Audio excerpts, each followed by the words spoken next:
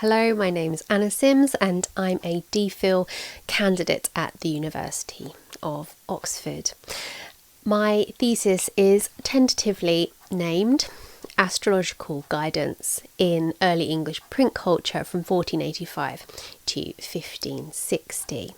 So my interest is looking at printed sources to ascertain how people in the early to mid-Tudor period used astrology to help them in their daily lives. And I'm trying to challenge a couple of misconceptions. Firstly, that astrology wasn't really used in this period, believe it or not. Some people seem to think it was popular in the medieval period and then died off and didn't really re-establish itself until the Elizabethan time. So I'm trying to show that it was still there and it was still popular in this period.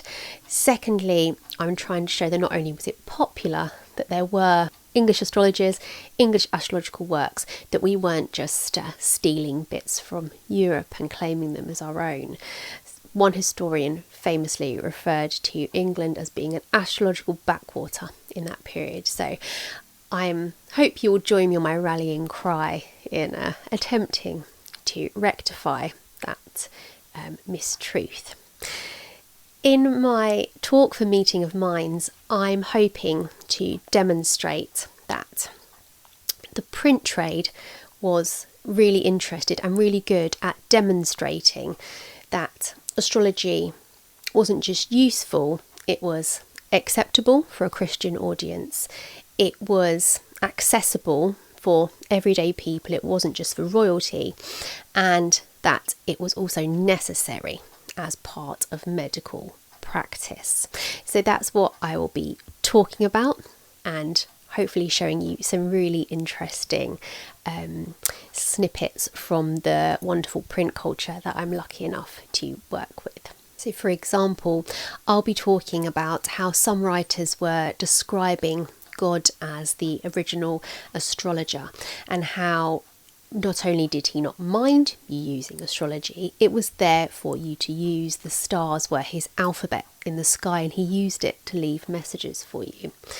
I'll be talking about how prediction, astrological prediction, could be really watered down to a point where absolutely anybody could use it, and it really varied from this real basic of, you know, what was the weather like on a Monday, right up to using tables to create proper charts. So that there was a real spectrum of accessibility for people, even using images for people who couldn't read.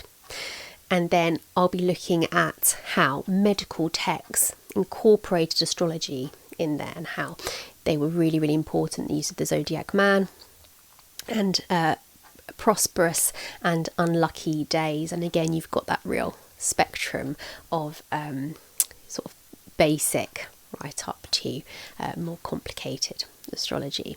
So I'm really looking forward to sharing my research with you. I've been studying this now for around 4 years, so really excited to get to talk about it with everybody there.